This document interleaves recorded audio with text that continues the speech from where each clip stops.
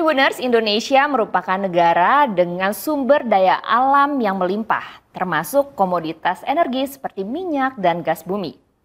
Titik sumbernya pun terbentang luas dari Sabang sampai Merauke dengan potensi yang diprediksi mencapai 128 cekungan, yang sangat mungkin untuk dapat dilakukannya eksplorasi, eksploitasi, dan produksi untuk bisa memenuhi target produksi tahunan. Melalui Satuan Kerja Khusus Pelaksana Kegiatan Usaha Hulu Minyak dan Gas Bumi atau SKK Migas, terus melakukan kegiatan hulu migas untuk menyerap potensi secara penuh produksi gas maupun minyak bumi di Indonesia. Lalu seberapa besar potensi minyak dan gas bumi di Indonesia saat ini?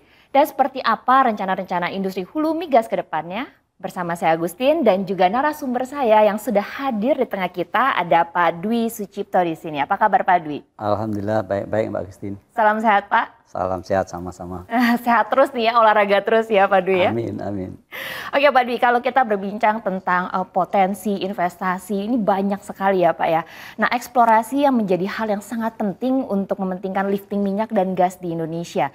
Strategi apa sih Pak yang dilakukan oleh SKK Migas untuk dapat mengeksplorasi secara masif dan agresif khususnya di tahun ini, tahun 2024? Iya, jadi sejak tahun 2020 kita sudah launching sebuah long term planning, jadi target-target jangka panjang yang kita sudah set up, baik untuk minyak dan gas. Jadi itu didasarkan kepada situasi dan mapping yang ada, di mana memang kita menghadapi beberapa tantangan saat itu, di mana kita belum punya discovery yang besar ya untuk bisa pengembangan berikutnya. Setelah terakhir discovery itu adalah untuk blok Cepu minyak itu 2001 dan gas di Abadi Masela di tahun 2000. Jadi yang Cepu sudah mulai sudah bisa produksi, yang Abadi Masela masih belum. Itu situasi yang kita hadapi, sehingga oleh karena itu untuk peningkatan upaya produksi, bukan hanya peningkatan, saat ini kita sudah berjuang untuk menahan decline, karena memang untuk existing wilayah kerja itu sebelum ada pengembangan, maka yang terjadi ketika sudah mencapai titik peaknya ya naturally dia akan decline. Jadi kita bagaimana kita berusaha untuk decline ini bisa kita tahan, kemudian nanti pada saatnya ketika yang discovery ini bisa kita kembangkan, dia kita pakai, kita harapkan untuk mengangkat. Jadi strategi kita yang pertama, bagaimana kita melaksanakan upaya kegiatan yang masif untuk yang existing block, existing cadangan ini, sehingga bisa dipercepat produksinya. Kemudian melaksanakan proyek-proyek pengembangan yang dilaksanakan, seperti yang lalu ada yang barusan tahun kemarin Train 3 diresmikan, itu juga menambah produksi gas, tetapi juga ada sebagian minyak. Saat ini sedang jalan lapangan forel, dan kemudian nanti akan masuk di proyek-proyek yang lain ya, itu pengembangan proyeknya. Nah, tentu saja ini upaya yang sangat berat untuk bisa kita unlock cadangan kita dari existing. Oleh karena itu yang harus dilakukan adalah paralel eksplorasi harus masif untuk harus dilakukan, sehingga nanti ketemu cadangan-cadangan yang baru. Nah, ini langsung bisa take off untuk kita meningkat di tahun-tahun ketika cadangan ini bisa dijadikan produksi. Itu secara garis besar. Dan tentu saja karena memang industri migas ini adalah industri yang padat modal, perlu investasi berat, perlu napas panjang, maka memang kita harus bisa mengundang investor untuk berinvestasi di hulu migas, khususnya eksplorasi. Eksplorasi itu angka sukses dunia itu cuma 30%. Wow, oke. Jadi sekali kita melakukan kegiatan pengembaraan, sesungguhnya potensi menemukan itu hanya 30%. Dan itu perlu biaya yang sangat besar. Jadi oleh karena itu paralel lagi nih, jalur ketiga lagi, yaitu memperbaiki iklim investasi. Dan sejauh ini alhamdulillah bahwa pemerintah juga melaksanakan transformasi kebijakan, sehingga bisa mendorong eksplorasi, dan nanti kita bisa bicara apa yang dicapai di 2023 yang lalu.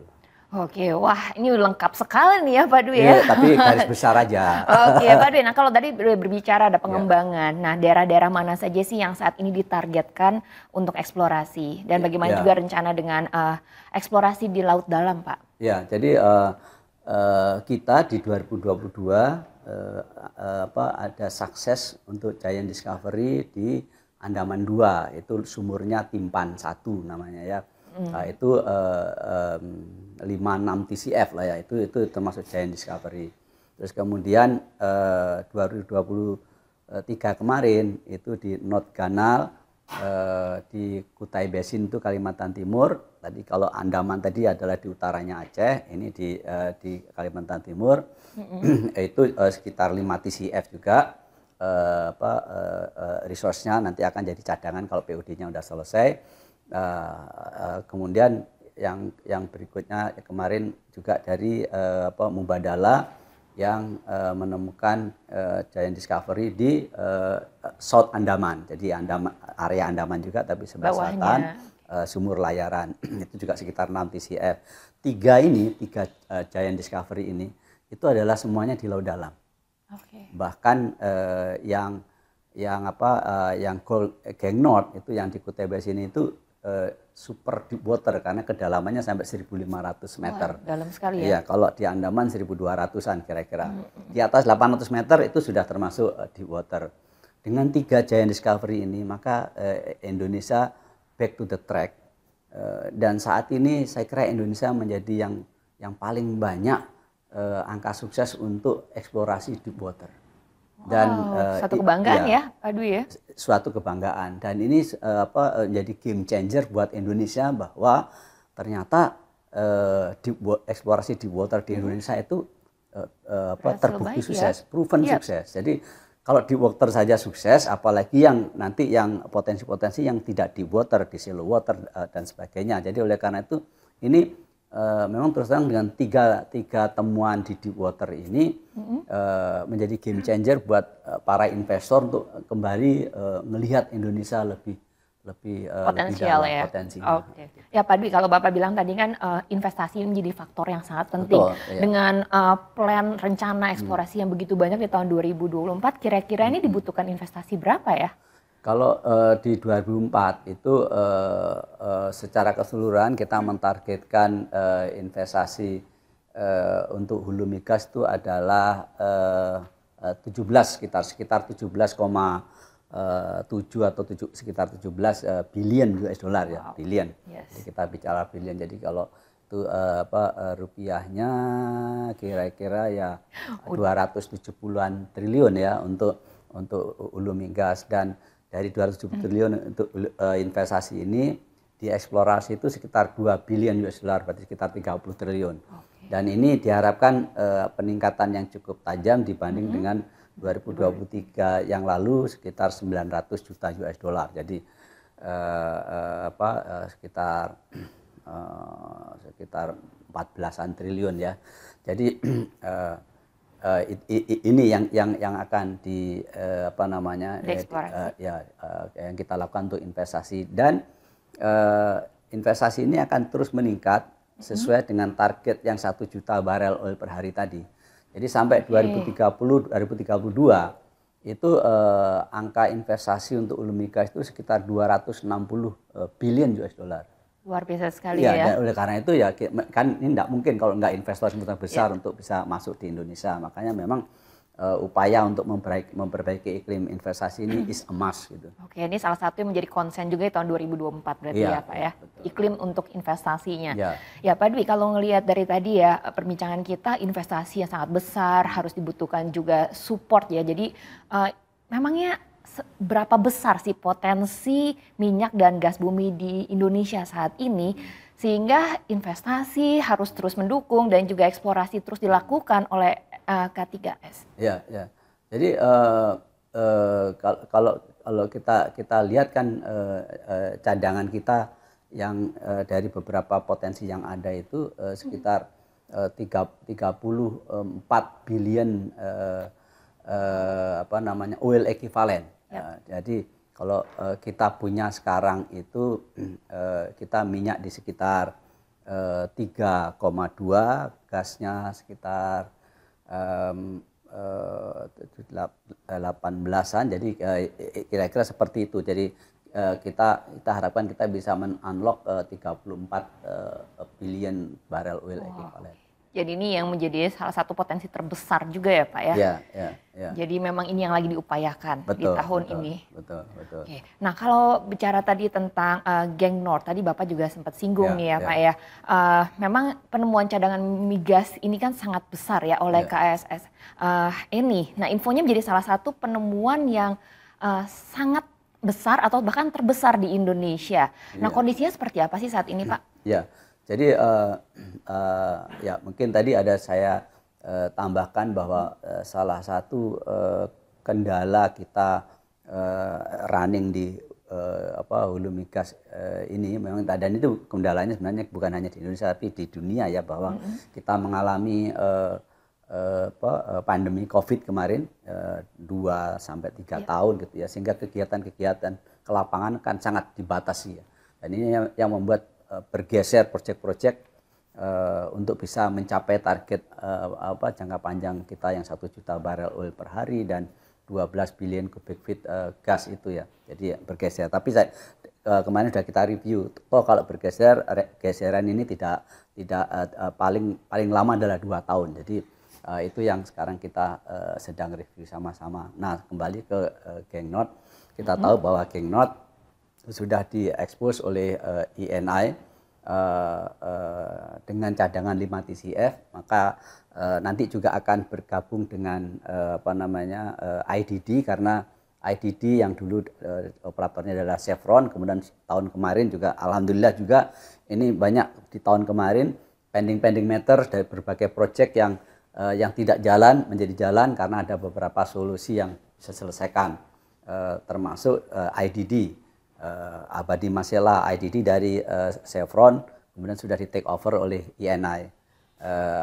Abadi Masela yang waktu itu Shell divestasi sudah diambil oleh Pertamina, diganti oleh Pertamina dan Petronas. Jadi ini alhamdulillah ini proyek-proyek sudah bisa banyak jalan.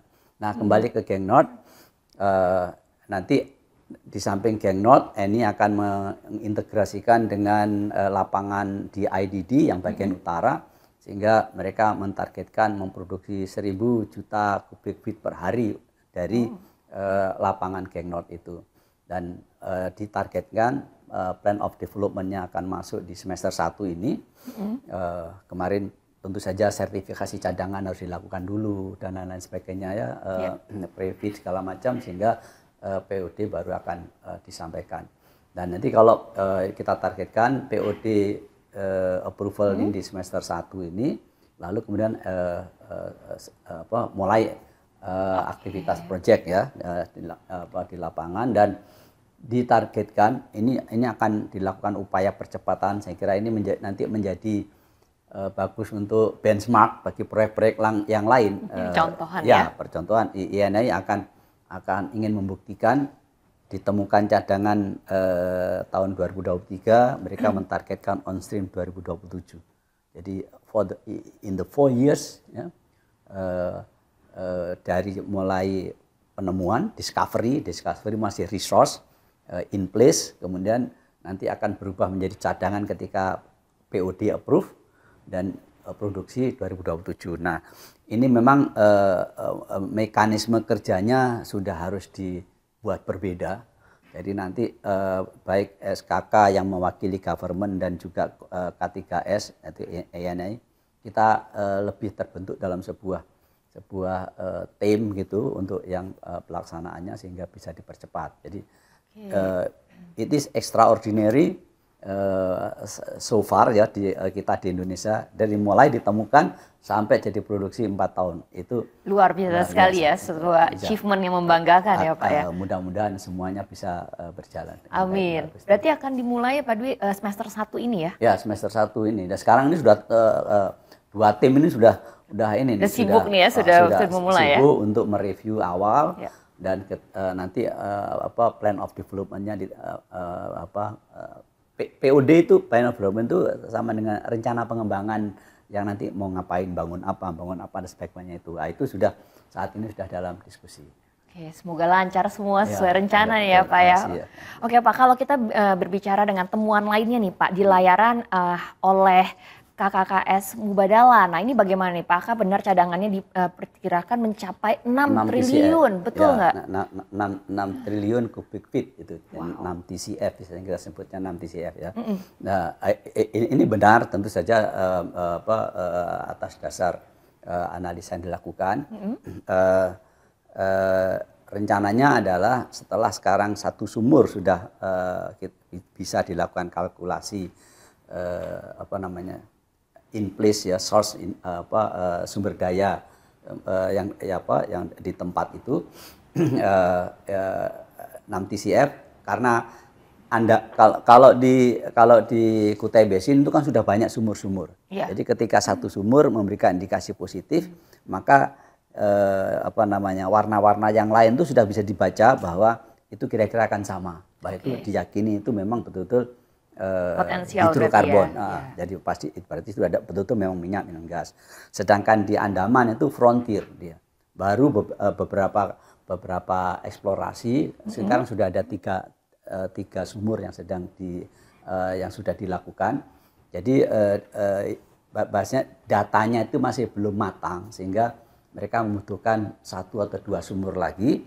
Targetnya adalah 2025 nanti mereka plan of development-nya. Jadi kalau tadi Gengnot-nya 2024 ini POD, nanti yang Mubadala akan 2025. Di 2025. Berarti ini setelahnya berarti ya Pak? Dan oleh karena itu Mubadala juga punya target bahwa dari Andaman nanti akan on stream di 2028.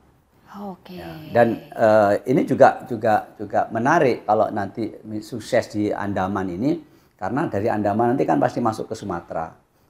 Kemudian nanti bisa mengisi kebutuhan gas di daerah Sumatera bagian utara maupun Riau, dan nanti ketika pipa antara Dumai dan Semanggi ini tersambung, ini bisa mengalir sampai ke Jawa Barat. Jadi ini tinggal ada potongan 200 kilo kira-kira.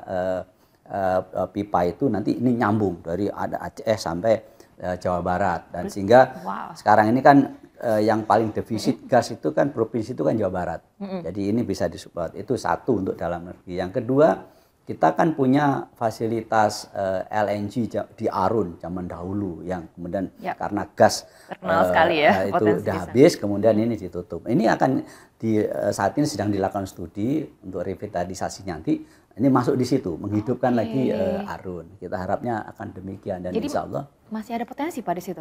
Oh iya, ada. Nanti makanya dari Andaman ini akan mengalir masuk ke Aceh, mengisi lagi nanti kalau sudah diperbaiki LNG Arun ini hidup kembali industrinya di sana. Jadi ini udah holistic plan semua nih ya Pak ya? Iya. Nah kalau yang sudah dilakukan Pak oleh SK Migas dan Mubadala untuk mempercepat ini apa aja Pak sampai saat ini? Yang sekarang ini kan setelah satu sumur ini sudah selesai dan analisanya juga sudah selesai, kemudian ini kan masuk di rencana pengeboran. Mubadala akan ngebor 2 sumur lagi di sekitar di sana. Sehingga nanti pada saat mau membuat pengembangan itu udah lengkap data cadangannya, kapasitasnya nanti bisa. Kalau kita bikin untuk yang potensi yang satu sumur saja, nanti jangan-jangan terlalu kecil. Atau mungkin kalau asumsinya kurang datanya, nanti kebesaran fasilitas juga akhirnya nggak efisien. Itu yang dibutuhkan, dan SKK tentu saja mensupport. Saat ini sudah diskusi dengan Mubadala, membantu dengan Mubadala untuk diskusi bagaimana mendapatkan semua perizinan, bagaimana persiapan untuk bisa mereka mengajukan POD itu di tahun 2025. Jadi sudah banyak ya Pak ya rencana-rencana, bahkan juga langkah-langkah yang diambil untuk bisa melakukan percepatan berarti ya Pak ya. Ya. Alhamdulillah sekarang saya kira teman-teman sudah sangat sibuk dengan proyek-proyek, belum lagi saat ini dengan kick off kita di tahun akhir 2023 kemarin untuk Abadi Masela, proyek yang sangat besar, dan cadangan memang juga di antara beberapa yang tadi saya sebutkan adalah sekarang paling besar, dia 18 TCF ada di di Masela ini ditargetkan nanti akhir 2029 on stream. Ini juga kegiatan proyeknya juga akan masif dan mudah-mudahan itu juga memberikan manfaat bukan Indonesia tapi juga termasuk Maluku, masyarakat Maluku. Oke, jadi dirasakan langsung ya Pak Ya, kalau gitu kita ya. harapkan demikian. Pokoknya daerah harus merasakan kemanfaatan keberadaan industri itu di daerahnya. Luar biasa sekali ya. Jadi nggak hanya eksplorasi aja, tapi juga dirasakan impact-nya bagi Betul, masyarakat. ya. Kita seperti tadi kita masif yang untuk eksploitasi dan yang existing, kemudian mempercepat proyek-proyek yang sudah jadi cadangan, kemudian kemudian ditambah eksplorasi. Kemudian juga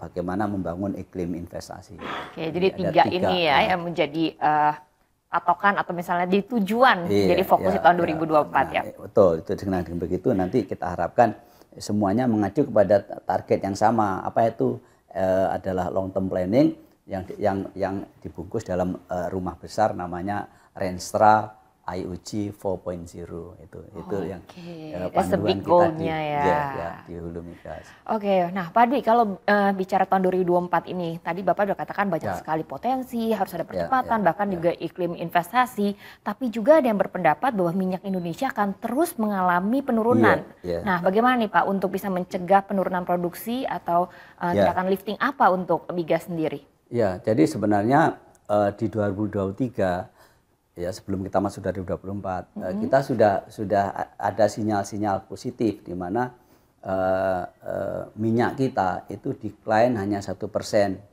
dibandingkan dengan tahun sebelumnya itu 7,3% kalau nggak salah 7,3%, tahun 2023 kemarin tinggal 1%. Itu pun juga diakibatkan karena pada saat awal tahun 2023 itu ada namanya safety stand down untuk rig karena ada beberapa kejadian ternyata menyiapkan SDM untuk para pekerja di rig ini juga tidak gampang sehingga ada beberapa kali kesalahan-kesalahan manusia menyebabkan kecelakaan kerja dan itu dilakukan audit safety stand down itu ada 1 bulan kalau nggak salah sehingga kegiatan geser semua itu 1% sudah kita turun dari 7% ke 1%. Jadi decline memang kita lihat kenyataan seperti itu, tapi decline-nya itu sudah kita harapkan sudah makin mengecil. Tetapi di gas kita sudah incline dari tadinya gas itu decline 3%, sekarang sudah incline 1%. Wow, jadi, udah ada progres ya? Betul. Dan nanti ini di tahun 2000 dengan incline 1% itu lifting gas kita di 2023 itu sekitar 5,3 billion kubik feet per hari itu. Nah, dengan ini nanti train 3 udah jalan, mudah-mudahan sudah. Sekarang memang masih ada beberapa peralatan yang valve yang kemarin kita diganggu oleh valve yang rusak, terus sudah diperbaiki sejak hari kemarin udah on stream lagi. Ya, jadi dengan train 3 nanti jalan, kemudian kita harapkan project lain juga akan jalan dan termasuk Jambaran Tiung Biru kan juga sudah jalan. Tapi memang kita menunggu pipa dari Semarang ke Cirebon yang sekarang sedang dalam kegiatan desain dan konstruksi ya, karena memang saat ini kita kelebihan gas di Jawa Timur, tetapi kekurangan gas di Jawa Barat. Jadi pipa Semarang Cirebon ini kalau nanti ditargetkan selesai di Kementerian SDM itu akan selesai di akhir 2025, maka insya Allah itu akan tersalurkan. Jadi dengan begitu maka kita harapkan nanti ini kita yakinlah 2024 ini kita akan incline di gas dan mudah-mudahan kita akan mencapai 5,6 billion kubik per day lifting gas. Amin, semoga terlaksana dengan baik ya Pak ya. Amin. Dan naik terus nih angkanya ya. Jadi nggak usah dikhawatirkan bahwa ada penurunan ya. Ya, jadi memang kemarin kita sudah berjuang, sudah kita tata harapannya hari-hari ini sudah no decline, tapi tahu-tahu kita kena pandemi, geser semua. Jadi kita harapkan nanti kita percepatan back kembali ya. To the track sesudah ini permasalahan pandemi dan lain-lain bisa kita atasi. Gitu Mbak. Amin, semuanya lancar Pak, Amin, jadi percepatan terjadi ya. Amin, nah amin. Pak Dwi, masih ada nggak sih daerah-daerah menjadi potensi migas yang belum digarap sampai saat ini? Sangat besar. Saat ini dari Kementerian SDM sudah launch ada 5 potensi area terbuka ya? yang menjadi yang ditawarkan. Yang sebenarnya yang potensi yang sudah ditawarkan dan sudah diambil oleh investor itu Geng Not Bali itu sudah diambil BP. Terus kemudian sudah ada ya? Sudah ya BP, dan kemudian beberapa yang di Papua itu sudah diambil, dan sekarang ini juga masih ada 5 open area yang itu ditawarkan. Jadi sehingga nanti kalau ada yang ambil open area ini lalu kemudian diselidiki lebih jauh dan itu menjadi sebuah blok, maka ini bisa dilanjutkan dengan kegiatan eksplorasi. Cukup banyak di Indonesia seperti tadi yang Mbak Christine sampaikan bahwa kita ada 128 cekungan dan kemudian masih beroperasi dari 20 cekungan, dan kita masih ada 60 cekungan yang belum dieksplor. Jadi sesungguhnya masih besar. Masih banyak sekali ya. Ya, itu yang tapi kita we have to be ready bahwa eksplorasi itu tidak selalu sukses. Maka oleh karena itu ya kami berharap untuk seluruh kita itu memberikan ruang yang sebesar-besarnya, kalau bahasa Presiden kan karpet merah ini bagi investor yang akan investasi di eksplorasi oil and gas di Indonesia. Melihat potensi banyak sekali nih Pak Dwi, dan iklim investasi juga sedang diusahakan menjadi lebih baik. Nah, kalau melihat udah lebih baik, potensinya bagaimana untuk para investor? Apakah mereka sudah lebih tertarik lagi untuk investasi di Indonesia? Ya, saya kira sudah banyak hal yang mereka menjadi sudah lebih yakin. Keekonomian bisa didiskusikan, jadi tidak kaku pada split tertentu di masa-masa yang lalu, tapi sudah bisa lebih fleksibel di fiskal. Perpajakan juga terus di Kementerian Keuangan dilakukan perbaikan. Memang ada satu PR yang besar ini yang ditunggu-tunggu para investor, yaitu Undang-Undang Migas, revisi dari Undang-Undang Migas. Sudah 2012 MK menyatakan beberapa pasal tidak berlaku, termasuk keberadaan BP Migas waktu itu, sehingga lewat Perpres dibentuklah SKK Migas ini. Dan tentu saja namanya satuan ini kan bukan sesuatu yang permanen. Jadi mudah-mudahan di 2024 ini bisa segera diselesaikan Undang-Undang Migas, sehingga kepastian hukum bagi para investor itu lebih baik. Jadi semoga lebih lancar ya Pak ya. Iya, jadi semakin banyak potensi-potensi yang sudah mendapatkan calon investor, bisa dikatakan seperti itu Pak Dwi ya. Nah, kalau melihat dari kiprahnya nih Pak, perusahaan minyak lokal di Indonesia seperti Pertamina atau Medco di industri ini bagaimana sih Pak, di industri hulu? Ya, saya kira hal yang bagus sekarang seperti Pertamina untuk di Indonesia itu mendapatkan kepercayaan dari pemerintah. Cukup banyak lapangan ya, sehingga kalau kita lihat itu barangkali mungkin 60 dari lapangan-lapangan di Indonesia itu sudah dioperasikan oleh Pertamina. Tentu saja kita terus mendorong agar Pertamina lebih agresif lagi untuk bisa memperoleh ikut Giant Discovery ini. Jadi kemarin Giant Discovery yang lalu itu oleh Impact, kemudian yang kemarin oleh Eni Itali, kemudian oleh Harbor Energy UK, kemudian Mubadala di Andaman, dan mudah-mudahan nextnya bisa dengar Giant Discovery oleh Pertamina. Jadi kita saat ini sedang kerjasama lebih intens dengan Pertamina untuk mendorong bagaimana Pertamina bisa nanti bergerak lebih banyak lagi ya. Bergerak lebih banyak lagi untuk bisa memperoleh Giant Discovery juga. Nah, di Indonesia juga saya kira pemain-pemain lama seperti Medco, EMP.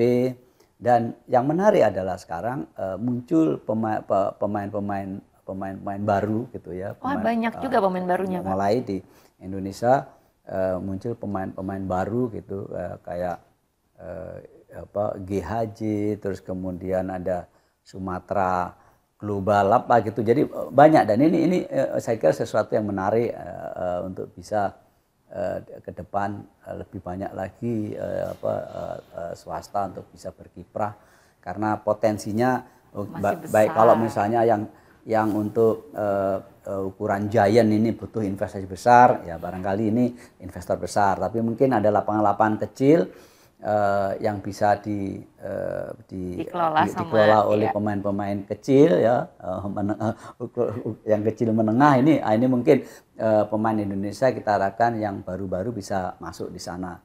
Dan kita kemarin-kemarin tidak bisa segera memonetisasi lapangan-lapangan yang kecil-kecil ya, yang di pulau-pulau yang kita sebut sebagai waktu itu lapangan-lapangan stranded ya.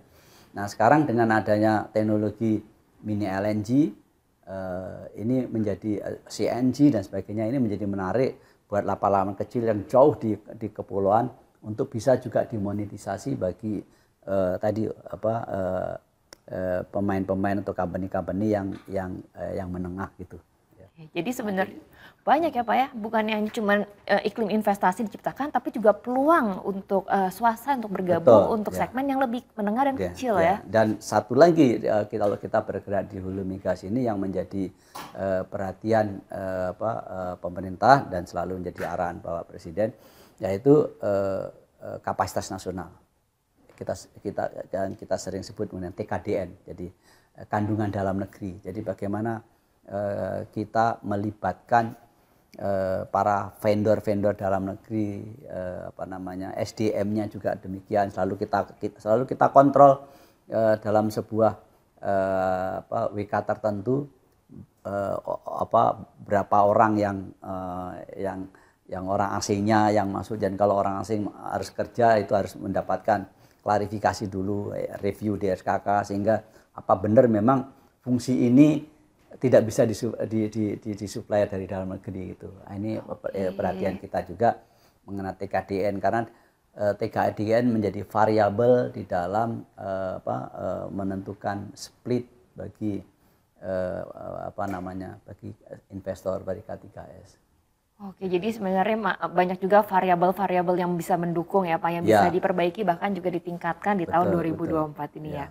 Betul. Wah, luar biasa sekali Pak, dari perencanaan untuk eksplorasi, menciptakan iklim, dan juga memberikan peluang lebih ya Pak ya, bagi para bukan hanya investor aja, tapi juga untuk pengusaha putra-putra bangsa harus mendapatkan kesempatan ruang untuk yang harus lebih luas, dan itu sesuai dengan kebijakan atau policy dari pemerintah negara kita gitu. Jadi dari Indonesia untuk Indonesia. Dari Indonesia untuk Indonesia. Oke, Pak Dwi, terima kasih untuk bincang-bincangnya. Sukses Pak untuk tahun 2024 untuk semua rencana.